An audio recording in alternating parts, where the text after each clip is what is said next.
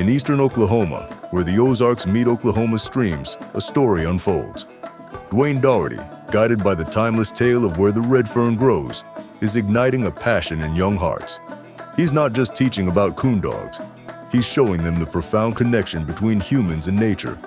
He's revealing how hunting, when done with respect and understanding, becomes a vital tool for conservation. With every bark echoing through the trees, he's planting seeds of stewardship, ensuring the legacy of coon hunting and the deep respect for our wild places endures in the generations to come.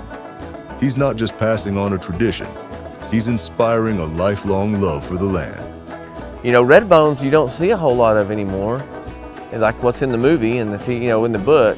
But a lot of people have gone to the red and the blue. Blue ticks have been around forever, and they seem to be the predominant coon dogs, or the blue and red ticks. In 4th grade, back in 1978, we read the book, and I remember it was just as a hunter, growing up in the outdoors and seeing, hunting around me with my older brother and my dad going hunting all the time.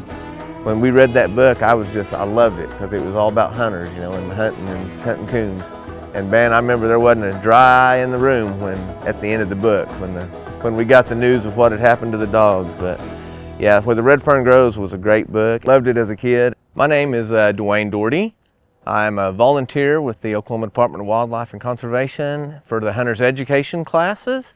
I've been teaching Hunter's Ed for the past 10 years, at least, probably a little longer if you actually look at it. I'm getting gray in the face. But today, about 4 or 5 years ago, I had a teacher that came through my Hunter's Education class, and she informed me that her class was reading Where the Red Fern Grows, which was a book by Mr. Rawlings about a boy and his 2 coon dogs, and it took place just east of here in Tahlequah, Oklahoma. He grew up in the foothills of the Ozark Mountains, but when she told me that they were reading Where the Red Fern Grows, I thought, my goodness, these kids today have never heard what a coon dog sounds like. I got some houndsmen together, and we actually went out and trapped a coon in a live trap, and I took it to all the schools here in Muskogee. At the time, almost every school here was reading it. I started that several years ago, and every year now the teachers that are reading the book call me up, and I'll call my buddies, and we will line up the coon dogs and the trap a coon and come to the school and teach them a little bit about conservation. I came out to help my friend Dwayne with I would call it a seminar, a coon dog seminar, where we show the kids kind of what goes down when you get into the woods, when you have a coon dog, some of the things that you wear when you're in the woods via coon light, hip waders, tracking systems, dog leads, maybe a hatchet or a 22. Dwayne shares the remarkable conservation success story unfolding right here in Oklahoma. He brings history to life, showcasing furs and the very tools used in the time-honored tradition of coon dog hunting. He paints a vivid picture of a time when seeing a deer in the wild was a rare and precious event. Now, thanks to dedicated conservation efforts, almost every student he speaks to has encountered these magnificent creatures. He looks out at the eager faces before him, and with a twinkle in his eye, asks, "Would you like to step into the pages of Where the Red Fern Grows? Would you like to witness real coon dogs, just like Billy's, barking with excitement at a raccoon treed high above?" All of a sudden, you'll hear him get excited. Arr, arr, arr, arr, arr, arr, arr. Can y'all imagine what that sounds like? Well, guess what? Y'all are going to get to hear it today. I brought some coon dogs with me, and I actually have a real live coon in a tree right out on the playground. Oh, and we're going to see, they're going to run over here, and we're going to show you what it sounds like when they're baying a tree, okay? All right, on the count of 3. You guys ready? You guys ready? 1.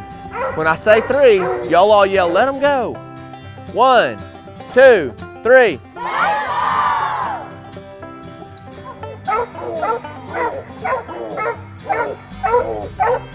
Hear them baying?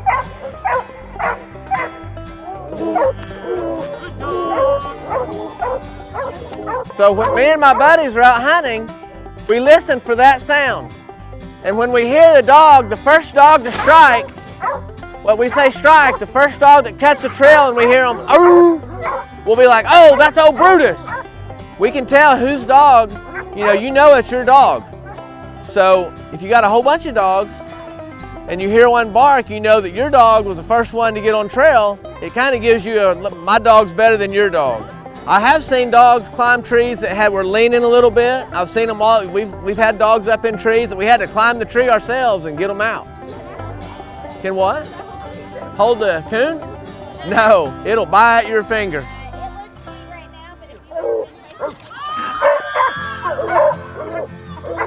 Well, when you hear it hands-on, I mean, you can, the kids, they each have imaginations and they can all imagine what it sounds like, but to actually see a dog baying and see one barking at a coon and trying to climb a tree, and to see the kids' faces light up and realize that they actually get it now and actually understand that this is what happens and it's in the wild. And I think that's what it's all about. It just getting these young kids back out into the outdoors, off the Xbox and into the tackle box. I mean, that's a great saying. I don't know who said that. And once the word gets out that you're willing to help with get a kid in the outdoors and get them hunting, the parents will start calling you. You don't have to call them. I just have a passion for the outdoors and helping these kids with Dwayne. You don't need to be paid when you get to see the reward of the kids going out in the woods and picking up where you left off when you can't go anymore. You know what I mean?